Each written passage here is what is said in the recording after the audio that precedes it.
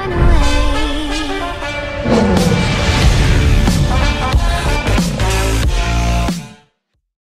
What's going on, everybody? It's your boy Manny here once again. Welcome back to another WNBA lineup advice video here at DFS Zone. And before I get started, I appreciate you guys drop a like, and if you have not as of yet subscribe to the channel, please do so down below. And do not forget, most importantly, do not forget to put on those post notifications. This way you do not miss any of my new uploads or live shows. With that being said, today's Friday, August the 10th, 2018. We have a two-game slate in the WNBA, and we have Connecticut at Chicago and Indiana at Phoenix. And let's get right to it. There will be a live show again tonight, like usual, an hour and a half, an hour to an hour and 10 minutes before lock. Today would be really nice because today a lot of you are going to be able to get to drive home from work, busy Friday, be able to settle in, and hopefully you'll be able to join us in the show. The games are late today, so first game starts at 9, so we're looking at being live possibly around, I would say about 7:50, 7:55. You more than likely will see me pop in at that time and settle in. All right, and then we'll run it for about 45-50 minutes. Okay, guys, so look for that later on. I will put up notifications on Facebook as well as Instagram and Twitter. All right, guys, Connecticut at Chicago. All right, implied totals 176 with Connecticut on the road favored by 10. Connecticut comes in as the 5th seed. They're 17-12. They're on a 5-game winning streak, so they're playing the best basketball at the right time. They have an 8-8 record on the road this year, so they are 500 on the road. And during the course of those 5-game win streak, they have played 2 games on the road and they won both of those, so they're 2-0 there. Chicago comes in, they're the 10th seed. They're 10-19, 6-9 at home. They have played 2. They have in the last 5 games they're 2-3 with a 0-2 record, and during those 5 games at home, so definitely doesn't look good for them tonight. They have played each other one time before, way earlier in the year. I think it was June the 1st or something like that. And Connecticut just walloped these guys, 110-72. Granted, they did not have, I believe, Stephanie Dolson for that game. Okay, as far as Chicago's concerned, not that she would make a big difference, but I believe she was not playing. All right, some breakdowns. That first time they played against each other, the numbers were like this. All right, Connecticut only coughed up 46 points to the front court and 26 points to the back court. For Chicago, they gave up 64 points up front to Connecticut's front court and 46 points to the back court. Obviously, with a 110 score, they got really busy on these girls. Not to say that this is going to happen again. Can possibly happen, but Chicago, they lost really big that last game. I think they're going to come in here with some pride. They're going to try to win the game. Remember, we've said this before, guys, and we have all said it, and not only have talked about it, but we've actually have witnessed it. This has been a wacky, crazy, up and down season in the WNBA. So we've seen it all. So Chicago is very much capable of playing a solid game here today and possibly giving Connecticut a run for their money. It happens. Connecticut has those moments where they have teams and they should be blowing the hell out of them and they let them back in the game. So again, Chicago have nothing to play for, even though they are expected to be blown out in this game, and I still think Connecticut is playing way too well right now, but I've seen it happen. So don't fall asleep on Chicago, and the same thing for Indiana tonight. We've seen that happen with Indy as well, and they've been playing better. They've been playing better than Chicago over the course of the last few games. But we'll get to that in a moment. So Connecticut, Chicago. So that's the numbers they had the last time they faced each other. During the course of the last 4 games, I like to give you those numbers as well. Connecticut has only given up 48.7 points per game to the opposition up front from an average of 50.7. So they actually have improved by 2 points there. 33.7 points per game given up to guards. And they have actually have a decrease there. They have actually been giving up 4 more points than their average of 29 per game. Chicago coming in 55.5 points per game given up to forwards and centers from an average of 53.7, so about maybe 2 points more they've been coughing up to the front court. And then in the backcourt players, the opposition has put up 34.5 points per game, and that is actually their average for the year at 34.5, so they're pretty much even there. We dive into the game itself. We have Courtney Vandersloot on top here, 8,000. Vandersloot is definitely in play. Obviously, everybody's pretty much in play in a two-game slate, but considering this is you got blowout potential in this game as well as in the Indiana Phoenix game.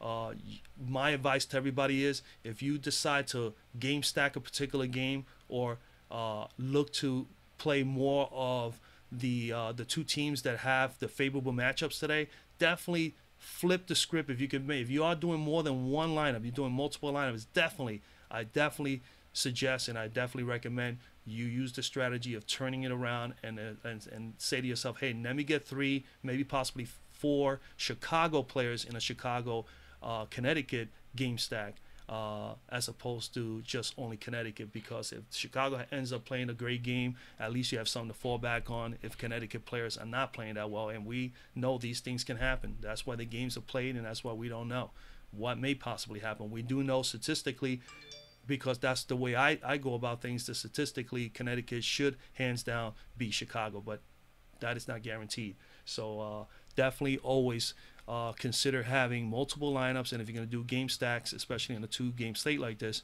you definitely make sure you go with the underdog teams. Definitely try to make some lineups with them favoring some of those players. All right, just to be able to protect yourself. All right, so Courtney Vandersloot is in play, 8,000. You need 40. She's pretty good. 50. She's capable of getting you 50. You know, she does a number of things for Chicago. I like her more than Quigley in the backcourt in this matchup because she does all these things. She assists, she gets a few rebounds, she definitely defends, gets some steals here and there. She has turnovers like crazy. If she doesn't turn over the ball as much, she would get a lot more fantasy points. Plus, she can score. So I just because of that, I definitely like her more so than Allie Quigley today, who basically is a shooter and doesn't really do a whole lot of anything else. Jasmine Thomas and Courtney Williams are both in play. Take your pick. Either one of them is good. You could stack them both together, but you definitely are going to be. You're definitely going to have to find value in a lot of areas if you do that. I would recommend, and my suggestion is to pick one of the two. I'm in favoring of Courtney Williams today as opposed to Jasmine, but I think both of them are going to be solid plays. We know Chicago is weak in the backcourt, but we have to protect ourselves just in case there is a possible blowout. So maybe just picking one of them and maybe taking one of their forwards up front is probably all you need in this game as far as Connecticut is concerned. So I would say take Jasmine or Courtney. I'm taking Courtney today, $200 cheaper. I think she has the better matchup potential here because she is really plays a lot of the 3 for Connecticut. So and then she's such a good defender. She can get some steals. I like her there more so than Jasmine today. All right, so definitely consider Courtney Williams. I will, of course, be back later in the live show, and I'll be able to give you a little bit more data on what the numbers look like, but I believe Courtney Williams is the better play here today. Diamond DeShields could be a possible play here. I would rather play Diamond DeShields than Allie Quigley. Again, flip the script. If you're not going to go with Vandersloot, definitely take at least one Chicago player. That will be Allie or Diamond. I think I'm favoring Diamond DeShields simply because of she plays mostly 3, sometimes 4, and I think in this matchup here, she's going to need to get rebounds, be explosive, try to get the game and the pace really high. Both of these teams are a high-paced team, so it's going to be a high-scoring, a high-paced game where there's a possibility of a high-scoring game. So Diamond DeShields, I think, is definitely in a good spot here. She's had 5 out of her last 6 or 7 games where she has hit at least her average. Her average is 24, and I can tell you guys, he always had DFS zone. If you're not going to get Price, at least see if she's at least at average or above over the last few games, and she has been. 25, 28, 37, so pretty much here, 5 out of her last 7 games, she's at 24 plus, and she has the potential to get you 35, maybe even more. So she's definitely someone you should consider. All right, Allie Quigley, I'm gonna more than likely fade Allie today in favor of DeShields or Vandersloot or maybe Courtney Williams. I haven't decided yet for my own personal lineups. Gabby Williams could be a sneaky play here and cheap play at 4,700. She comes in here. She is averaging 19. And at 4,700, you pretty much need 24, 23, 24. And that's pretty close to what her average per game is. We'll look to see if she's been averaging at least 19, excuse me. She has 23, 21. Not as consistent over the last 4 or 5 games, but has the potential. And the last time she played Connecticut, she put up a 20. in 33 minutes, so she has had a little bit of experience and a little bit of a good amount of play on the court, 33 minutes against them. So I think Gabby Williams could possibly be a very sneaky play. And not only that, if Chicago and Connecticut are getting a little out of hand, if Connecticut is way up in front, you could see Gabby getting a little bit more minutes than just 17 today. So I think that is one of the reasons that you may want to have a little check mark next to her and maybe get back to her a little later on. Shakina Strickland here in the bottom half here, Strickland, Clarendon, Copper, these girls are all in play. And then if the game gets out of hand, obviously you could always bank on maybe Laney or even Banham getting some minutes. But that's a big risk there. We don't know if Connecticut is going to blow out Chicago today. I think in the lower end here, you could definitely consider, even in a close game, Strickland, because she does get minutes. Okay, she's at 4,200. You need about 21, and she's averaging 11. And then you have Kalia Copper here. Copper has been getting sufficient minutes at 3,800. Pretty much you need 17, 18. And she's averaging 10, and she's been getting minutes, 23 and 24 over the last 2 games. And she did play against Connecticut way back on June the 1st. She play up 28 minutes. She was very much involved, 16 fantasy points. And I can see her getting minutes here with this pace game, and especially Connecticut is pretty good up and down the court as well. They need some speed, and that's where Kalia Copper comes in, you know. So that's why I like the run and gun. I like Gabby Williams and Copper here for Chicago, as well as Diamond DeShields, because of the explosiveness of them being able to go up and down the court and actually even defend on a high-paced game. So, but those are the girls that I'm looking at here. Let's go to forward. At forward, Alyssa Thomas, Shanae Agumake, Jonquel Jones. I mean, as you can see, they're the top 3. They're all Connecticut players. They definitely have an advantage. If you tell anybody you'd rather have Thomas, Agumake, and Jones over Parker, Dolson, and maybe even Elena Coates, that's definitely a easy choice there. So I mean, but you cannot play all 3 of these girls. I would say if you're gonna target Connecticut players, Alyssa Thomas is definitely in play. There's no doubt about it. She's been playing really, really well. 7,800. You need about 38. She's averaging 30, so it's pretty close. We want to make sure she's averaging at least 30. So she's been able to get 30 once, twice, 2 out of the last 3 games, and she's been a little bit under 30 a few games here as well. But I don't think, let me see here. I think I saw that she had a nice game, and we're going to find that for you guys here. Alyssa Thomas, I think she put up like 30 somewhat fantasy points in that blowout. So she had a very good game. And there it is. 37, pretty much almost a 38 spot in 28 minutes. 3 of 9 shooting, had 13 massive rebounds with 4 assists. Did have 3 turnovers, but she had a steal and 2 blocks. A very, very solid game the first time around against Chicago. So Alyssa Thomas is definitely someone to consider. And then we got Shanae Agumake right underneath her. And as you can see here, they're facing a 9th ranked defense in fantasy points, defending forwards and centers in Chicago. And I already told you that Chicago on my list is really, really down in the bottom of the barrel as well. I think they're like 11th. And in this game against Shanae Agumake as well, put up 41 fantasy points in that first game against Chicago. And granted, there was no Dolson. Obviously, there is an advantage without Dolson. She is a big target, someone fairly big. I mean, like I said, if you're going to target these teams in this particular game, this is the game to target as far as front court. But I still like, obviously, Thomas, Shanae Agumake, and Jonquel Jones over Parker and Dolson. But like I said, you gotta make, if you're making multiple lineups, definitely throw in some Parker and Dolson. Parker's been solid as of late, minimal minutes, but she's getting more than 1 fantasy point per minute. So again, Thomas and Agumake are in play. I love Alyssa Thomas more in this matchup, and I definitely love Jonquel Jones at 6,400.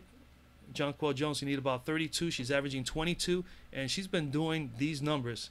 She has had 7 out of her last 8 games. You could look at this slowly afterwards, where she has put 1 fantasy point per minute or better in 7 out of her last 8. And then the same amount of time, she's been doing 6 of 7 games above 22 points, which is our average. So she's been above average in 6 out of her last 7, and then 7 out of her last 8, 1 fantasy point per minute. I mean, she's been fantastic, and she put up against this team, Jonquel Jones, in the game against Chicago, a whopping 36 fantasy points in that game 1 in 16 minutes. She has been so efficient with the time on the floor. She's been just absolutely just dynamite with that 1 fantasy point per minute, smashing that number several times. So Jonquel Jones in a favorable matchup, definitely like her there at 6,400. Then you got Cheyenne Parker next for Chicago. Definitely someone shouldn't sleep on either. 6 straight games at 1 fantasy point or better. 19-18, 20-25, 19-30, 21-31, 17 minutes 19, 18 minutes 21. I mean, she's been solid, getting some shots, shooting close to about 50% majority of the time or better. All right, we definitely would love to see more rebounds and a little bit more blocks. She's getting 3 or 4 blocks, every other game. Man, she's, they're going to need her today. So she is not a bad play here at 6,100 in a game that could be a possible blowout. And if the game is going to be close, it's going to be more time for her to come, and especially if she's doing very well, I could see her getting a little bit more extra minutes. Stephanie Dawson in play as well. Don't expect these girls to have big games, but they are definitely in the ball game, man. At least in my eyes, 5,700. Ms. Dawson, you need about 28 from her. She's averaging 22. She has not looked good in the last 2 out of 3 games. She did put 20 here against Atlanta in 23 minutes. But she did not play in that first game. So just remember, let's take it into account. She did not play. Not that she's going to be a major difference or a major factor, but obviously when you beat a team by almost 30-somewhat points, I mean, or more than 30 points, obviously Ms. Dawson was severely missed in that game. She's at least an additional body, and she definitely can rebound. And she's more of a perimeter big, where she likes to shoot from the floor, from the perimeter, from the wing, and even from 3-point range. So I would say 5,700. I would probably pay $400 and take a definite stab at Cheyenne Parker, but Stephanie Dawson is in play. All right. And then here in the bottom tier, Morgan Tuck, Elena Coates, they're both the only 2 in play. Don't fall asleep on Nador at 3,000. She did play 1 time. Did play 22 minutes in game 1 and put up 12 fantasy points. She has not been getting any time now. But if this game, obviously, if the game ends up being a blowout, she could be a possible little sneaky play there as someone they may use. They've been using Elena Coates a lot as of late.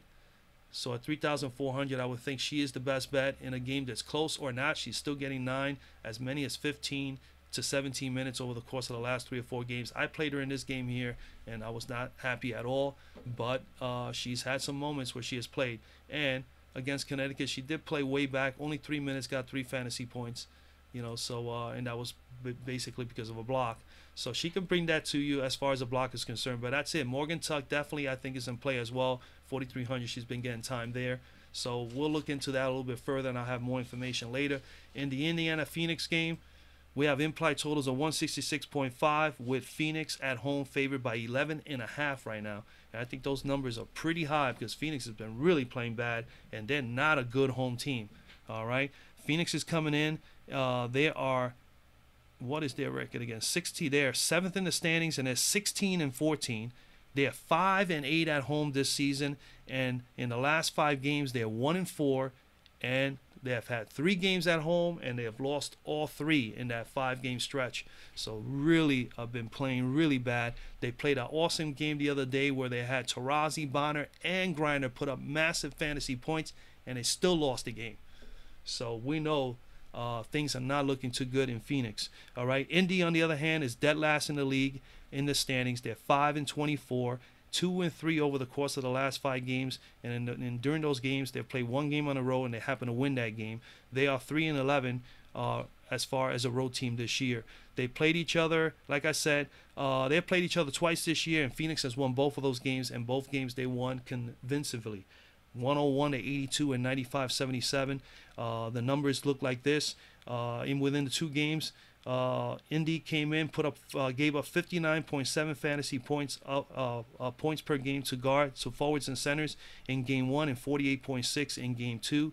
They gave up 28.2 points per game to the guards and 36 points per game per guard in the second game.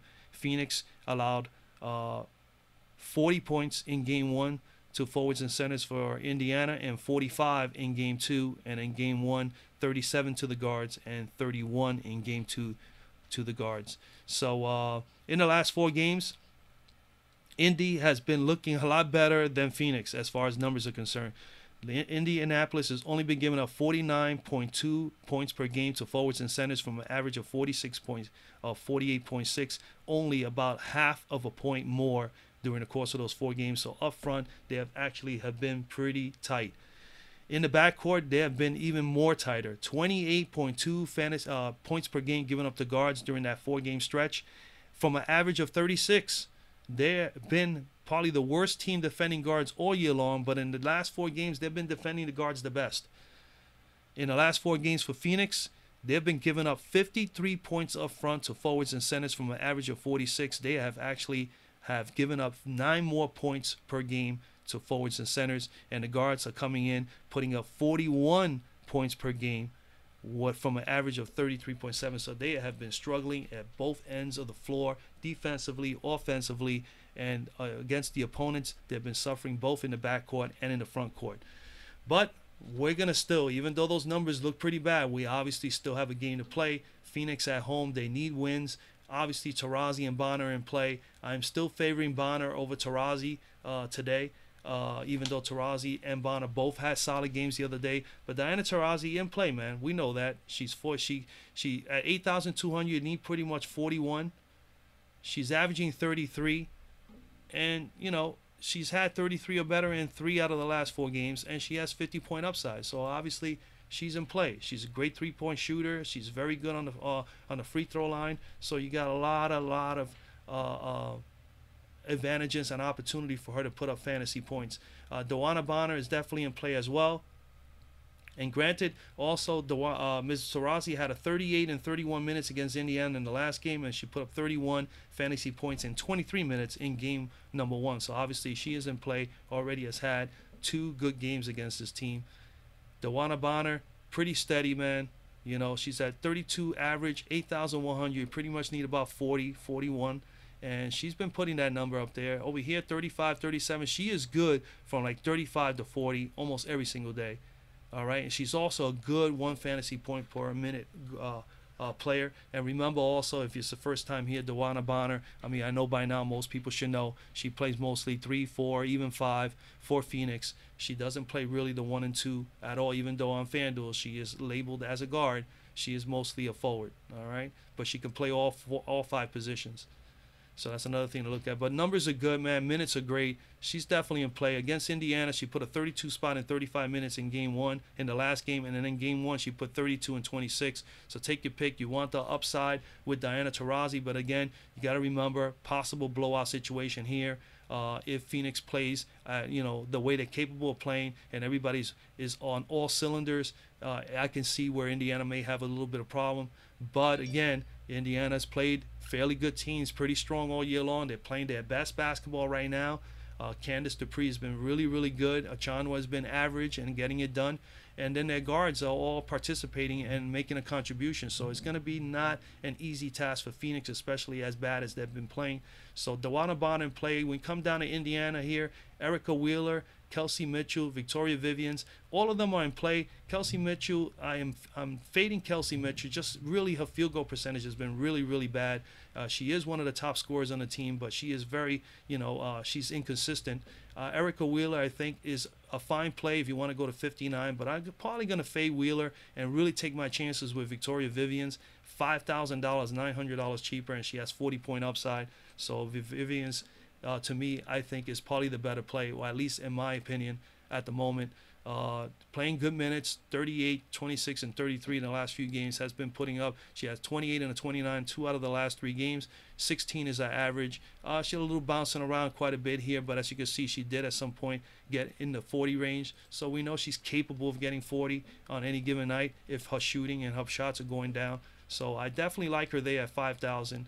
Good matchup for her against Indiana. Over here, Stephanie Talbot, her price is starting to get a little bit up, but she's in play. I think I like more Brianne January for a little bit cheaper, even though she has been pretty lights out. I just don't see, she plays a lot of minutes, but I don't like the fact that she's not quite getting close to that 30 fantasy points. At 4,900, you pretty much need 24, and she's near that range there. And I think she's still fairly priced well here, knowing that you need 24 at that price. I think she's more better at 45, maybe 4,400. But she can get you, as you can see, she can get you mid-20s, so that's pretty much around the price that she's at.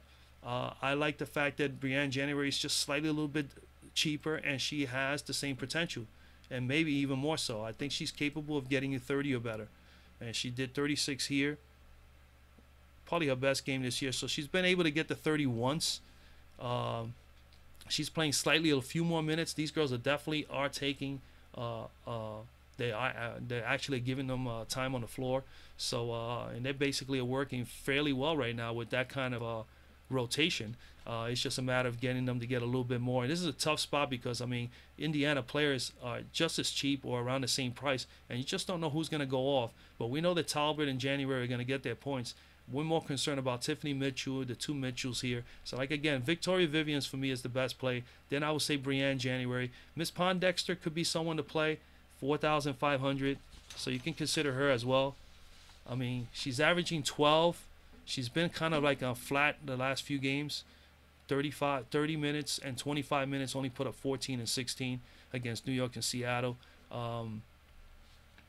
She did put 26 against this team back here on July the 15th, 26 fantasy points pretty much in 31 minutes. So if you want to base it on that, obviously she had a little bit of success against Phoenix. You can definitely pencil her in, so someone to definitely consider. And Yvonne Turner got a few minutes the other day as a value play. Maybe Yvonne Turner. I'm not too sure. I will know a little bit more later on after I look at a few things. But right now, I would say maybe she's a possibility there at 3,700 as a value play. And up front, definitely Brittany Griner in play. We know she's 50-point upside.